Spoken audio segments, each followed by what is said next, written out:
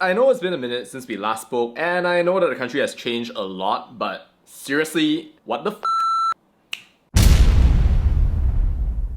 So poops, Sam and BK from the Gut Shot and Let's Get It podcast just got arrested. Super fast moving situation at the moment. I literally just found out about it on this video where Sam, BK and Siti Kasim are just casually sitting in a car. So if you want to know the situation directly from their mouths, you can actually watch this little live stream. Poor BK's been reduced into a poor little boy. But yeah, the moment this appeared on my feed, I watched the entire thing and I was like, you know what? It's been a good break, you did a lot of stuff, but we have to talk about this because why the hell is Malaysia arresting podcasters now? Now see, this is personal for me because I've appeared on podcasts with both of them. We've invited one another, appeared on each other's shows. They're great people, very curious, very interested to know about lots of different things. Both people that I genuinely think want Malaysia to be a better place. But then suddenly, a couple of TikTok accounts started spreading the podcast that they did just about a month ago, and poof, before you know it, police show up in front of BK's house. They are now on a casual remand with their electronic devices seized. Apparently they're getting investigated under section 504, 505 and the Sedition Act at this point. Of all the people that you could have arrested,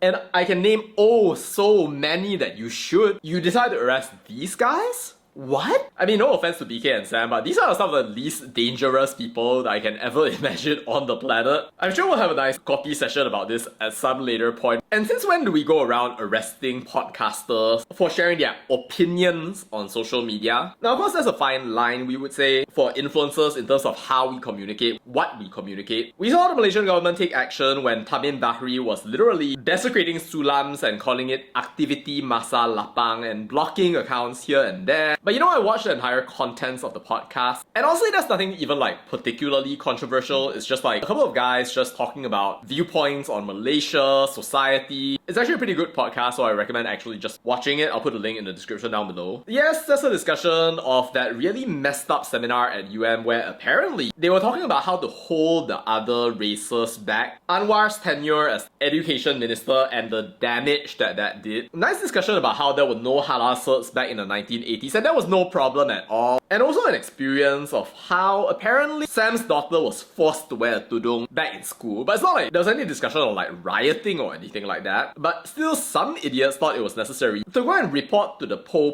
cry about it. I mean, anybody with any degree of common sense can just go ahead and listen to the podcast and understand that maybe there are some things that you should think over. It's not like telling you, hey, let's go burn down a house of worship. Everyone is a balloon murtad. He say no, I say one. It's not like they're carrying pitchforks, going up to the houses of parliament and asking to bring down Anwar Ibrahim, right? Even I said some things that are probably worse and even more objectionable than what these guys said. And honestly, with what's been happening here, with the whole network school fiasco, which by the way is the whole reason I went on a break in the first place. Mainly because this book is no joke and I actually read the references. You seriously have to wonder what is actually going on here, how these people are making arrests, why they are making these arrests in the first place. Because this is a massive own goal, absolutely a repression of freedom of speech, and the right of citizens of Malaysia to express their legitimate, considered personal experiences and opinions about what's happening in the country because we are intelligent, because that helps further develop what the country is and can be, and because the public square that these people are crushing between their fingers is something that's meant to move the country forward, not be pushed down by a bunch of people who think to themselves that they need to control it just because it's not going their way. To MCMC, Fahmi Fadzil, Home Minister Saifuddin Nasution, and Anwar Ibrahim, I really sincerely hope for your sake that this was a mistake. Because if you're going to be going out there and then just trying to shut down podcasters like me and everyone else just because we have more than 5 brain cells in our head, you are going to accelerate what I've already started believing about Malaysia, which is that it's going to run dry of ideas, all the smart people are going to leave, which you could very well become in the next couple of years if this agama bangsa thing keeps on going on,